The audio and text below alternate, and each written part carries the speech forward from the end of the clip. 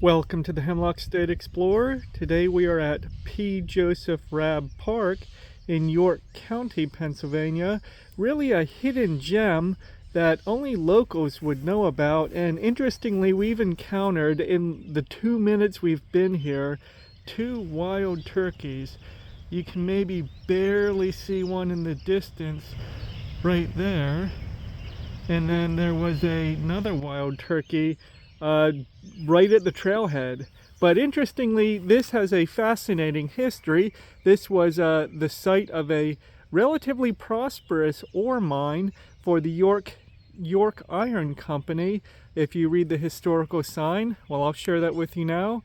The site of the last visible remains of an industry that had a major impact on southwestern York County. This mine opened in 1854, the year iron ore was first discovered nearby, and was later purchased by York Iron. At the industry's height, 15 mines were in operation here, bringing hundreds of skilled miners from England and Wales. Rising prices and cheaper iron elsewhere caused the mines to close by 1888. So a brief history of what is now Joseph Raab Park, and we're going to go check out those mines, and I'm really excited because one of the mines is now a bat cave. So stick with us. We're going to have a great time exploring this relatively small, only 73 acres, and unknown hidden gem, Joseph Raab Park. Right at the entrance to the park, we've come upon a wild turkey, which we love seeing. Let's see how close we can get. And not too close before it takes off.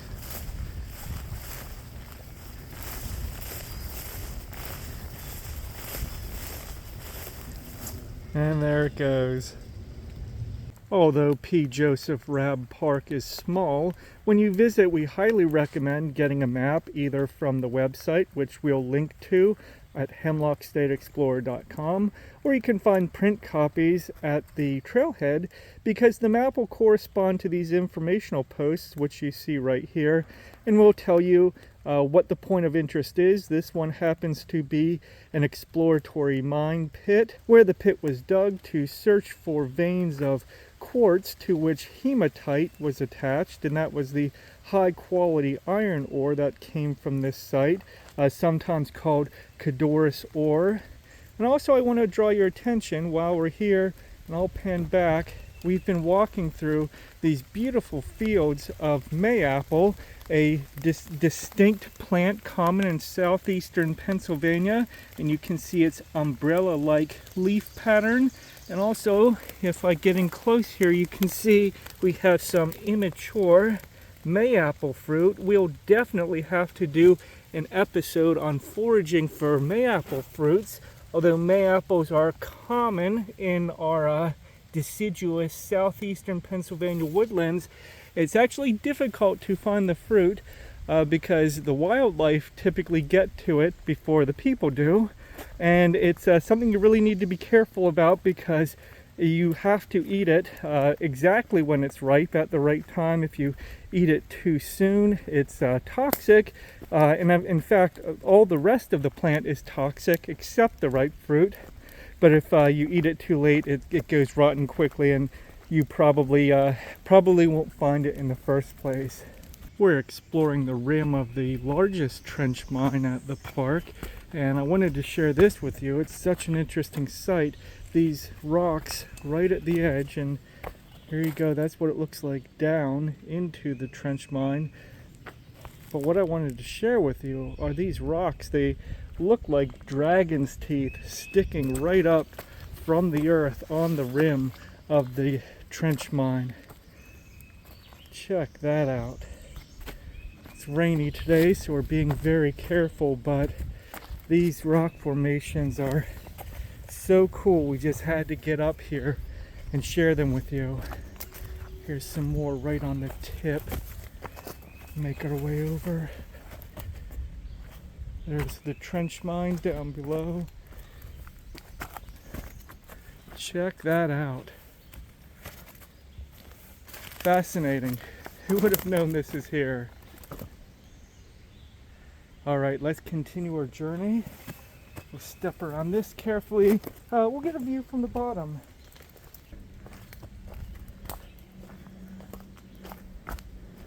Looks like we can go under the maples and the sassafras.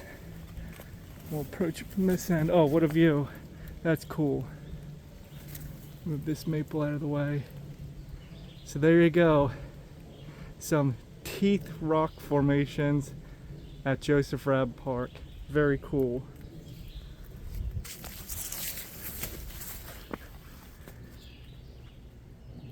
We followed that deep trench mine west along the rim, which was exciting. One, because of the teeth-like rock formations, and two, because there were a number of narrow earthen walkways along and across the various portions of the trench mine. But here we are at our goal, one of our goals, this amazing bat cave. Now, unfortunately, there's a gate up right now. Let's see how far in we can look.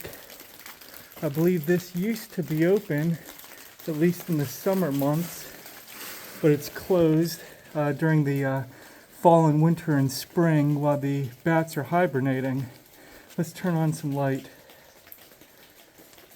Well, it's a rainy day, and it wasn't until I turned on the flash that you see that cool mist effect.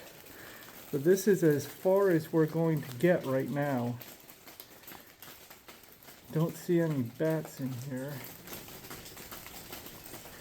So I'll have to find out when this is open, if it's open, and make a return trip. Maybe we can come back in the evening sometime and see the bats come out. We crossed the stream from the bat cave, and although we were a little disappointed that we couldn't get into the bat cave, we found this imposing quarried cliffside, and just beyond it there is in fact a cave that we can explore. You can't see it from the trail, so we'll mark the coordinates at hemlockstateexplorer.com, and then when you see that big rock cliff, excavated cliffside, go up over the mound of rocks and you'll find this, a cave. Are you ready? Let's go. Okay, it is wet, slippery, dark. Make our way carefully down these stones. The stones form something of a stairs. Not difficult so far. I'm going to turn on the flash. Okay, we got that cool mist effect. You can't see that with the naked eye. It only shows up on the camera with the flash on. Okay, here we are. The ground is big rock slabs. What's back here? It looks like a rope. Oh my goodness, you can actually climb up this rope. Check this out. You can climb up this rope, and there's something at the top of there. I see daylight. This is exciting. Okay, well, I can't hold the camera and do this at the same time. So we're going to climb up that rock face, and I will see you at the top. All right, here we are at the top, and you can see that rope is attached to a secure spike.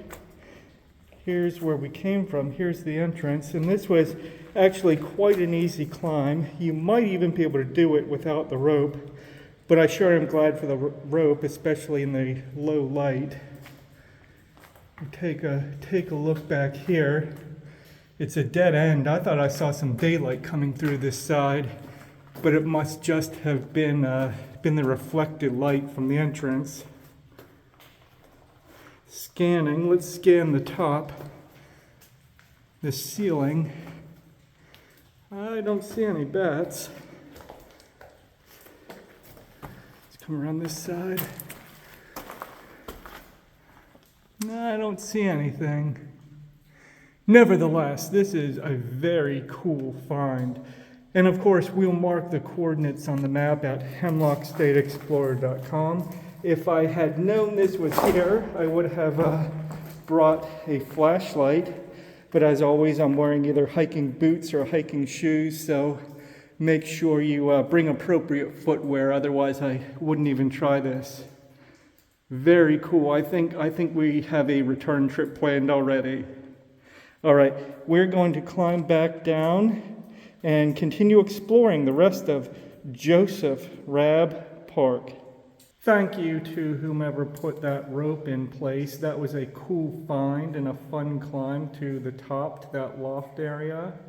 We'll wait for this mist to clear some. Yes, that was fun, but it was one of those things where it was even more difficult going down than it is going up. So in either case, that was a fun experience, but I really would not recommend it unless you know what you're doing, you're wearing appropriate footwear, and have someone with you. But if you're in any doubt, just don't try it because it is steep and it is slick. So we'll pan around to the entrance, and then even these rocks here are, I mean, they're stable, but they're slick, and this is steep as well at the entrance. What a cool find. Let's see what else the park has in store. All right, my beloved viewers, it's time for a public service announcement because the opportunity's presented itself.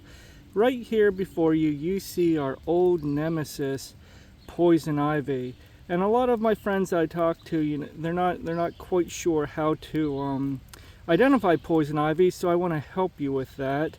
Poison ivy can be tricky because it appears in various forms. You see here it's mid-spring, and we have the leaves of three, leave them be, as is indicated by the old rhyme. There are parallel veins coming from a conspicuous main vein, but it's tricky because the leaves can take on a different appearance. These ones are fairly smooth on the margin, although we see a little bit of irregularity on the edge.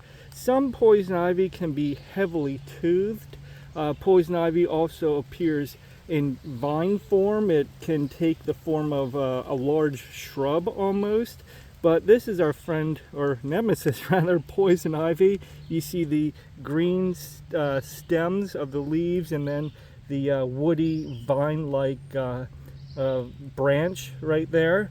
But right next to it, on this side of the trail, is a relatively innocuous but often confused plant called Virginia creeper. The leaves on this are more toothed, although poison ivy can have pretty toothed leaves, and the leaves are about the same size and shape, which I think gives rise to some of the confusion. As you can see, the stems are green as well, with a woody branch.